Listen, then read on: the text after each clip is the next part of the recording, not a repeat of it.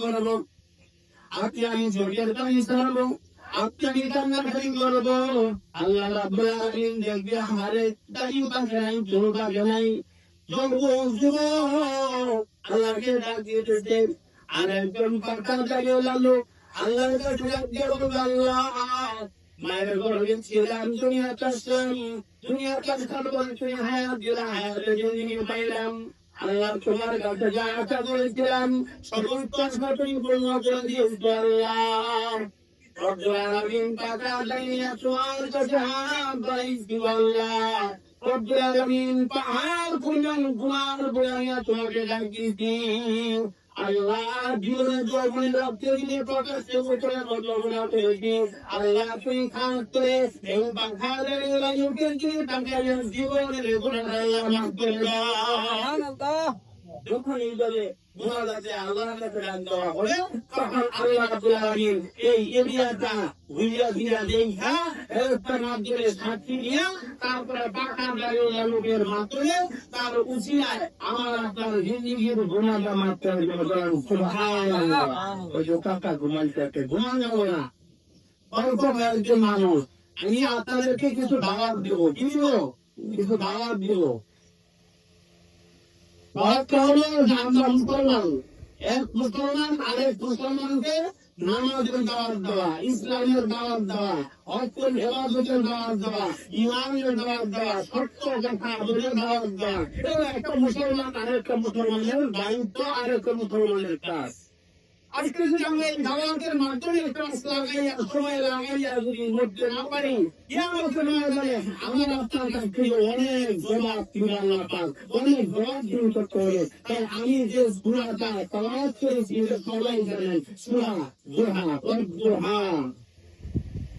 আন্তরার একটা সূরা, পরিচিত সূরা। এটা সার্বজনীন হলেও মানুষ যখন হায়াতের জিন্দেগি বেশি পায়, বেশি পাওয়ার পরে কি করে খালি টেনশন আর টেনশন করে। আল্লাহ কত বছর চলে গেল, এখনো পর্যন্ত কিছুই করতে পারি নাই, একটা বাড়ি করতে পারি নাই, একটা গাড়ি করতে পারি নাই। হ্যাঁ, আমার মনে বড় ইচ্ছা ছিল, আমি কিছু করতে পারি নাই। আমার কঠিন ঘুরে যাইতেছে। ঘুম থেকে ওঠেন, ঘুম থেকে ওঠার পরে চিন্তা ভাবনা করে আমারে ঠান্ডা হইতেছে। কোন সময় যদি শুনে যাই মনের বিপদটা দূর করতে পারতেছিলাম।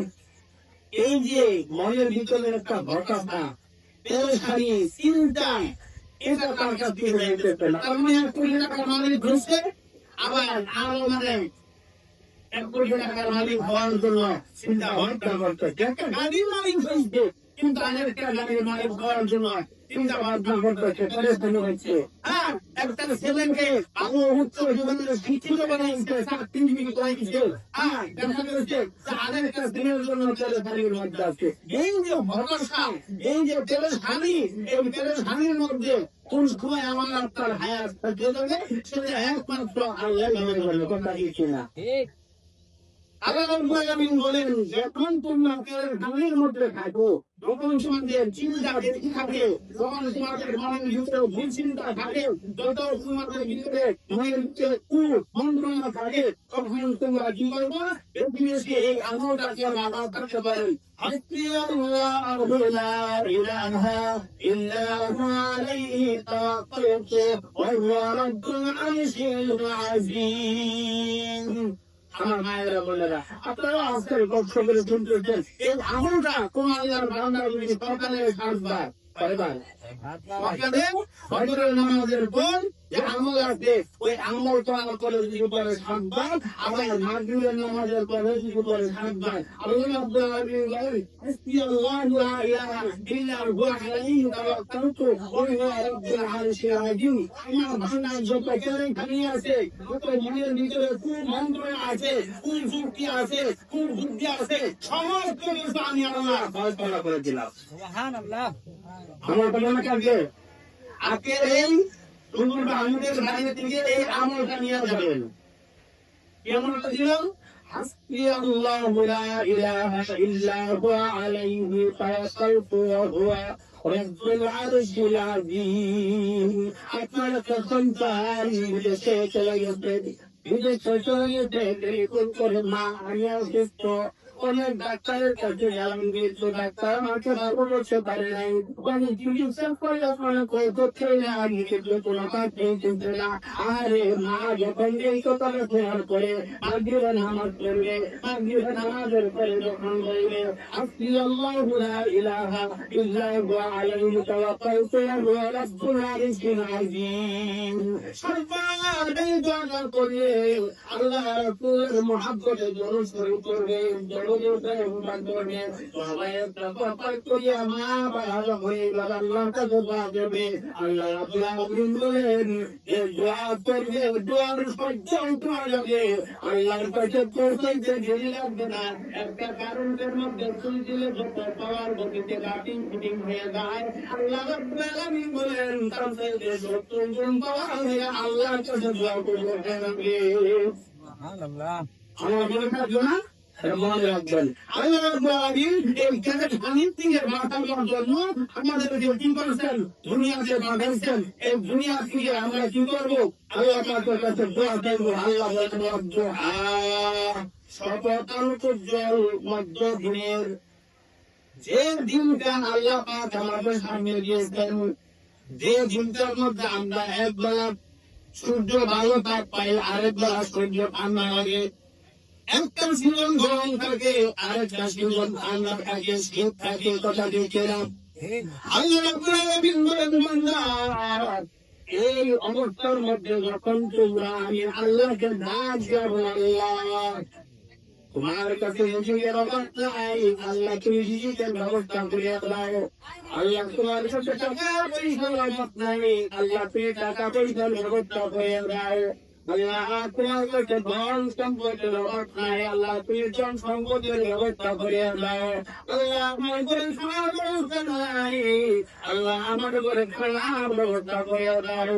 আল্লাহ এই যুগে দেখি না সব পরিবর্তন দেখা যাইতেছে, এই কথা বলিয়া যখন দুই রাকাত সালাতুল হাজত নামাজ পড়িয়া আল্লাহ মন্দিরে যখন আল্লাহর কাছে দরখাস্ত করা গিয়ে দোয়া করবে, আমার আল্লাহ রাব্বুল আলামিন বলেন তুমি দোয়া করে জেনে নিজের দয়াটা তোমার দোয়া কবুল হয়ে গেছে। আল্লাহ والضحى والليل إذا سجى, সকল কাজের অন্তর্কারী যখন তার কাজ রেখে দেয়, এমন একটা সময় আমাদের সামনে আসতেছে, এমন একটা সময় আসবে আমরা চোখে যে স্পষ্ট দেখা যাবে, কিন্তু ঢেলের ভিতর থেকে সাদা আসবে না, সব অন্ধকার। মানুষ যখন ঘরে হয় পেছাবের পাশে বিভিন্ন অবস্থায় যখন মাথা গরম হয়ে যায় তখন সব অন্ধকার দেখে, সব অন্ধকার দেখে। আবার যখন টাকা পয়সা পেয়ে যায়, যুদ্ধ মামলা পেয়ে যায়, বাড়িতে দিয়ে যায়, তখন অন্ধকার দেখে, কথা ঠিক না? আর যখন বেশি টাকা পয়সা হয়ে যায় তখন অন্ধকার দেখে। আর যত টাকা পয়সার মালিক হইলাম, যদি আমার আল্লাহ আমাকে জিজ্ঞাসা করে তুমি কোন কাজে বেশি খরচ করেছ, এই যে সম্পদ তোমাকে দিলাম, এই সম্পদের অংশ তুমি কোন কাজে বেশি ব্যয় করেছ, যদি ন্যায় পথে বেশি খরচ করা হয় তাহলে আল্লাহর কাছে জবাব ভালো হবে। আর যদি অন্যায় কোনো খরচ দিয়ে যায় তাহলে আল্লাহর কাছে অন্ধকার করে যাবে। তোমার কথা দিয়ে গেলাম এমন একটা সময় আমাদের সামনে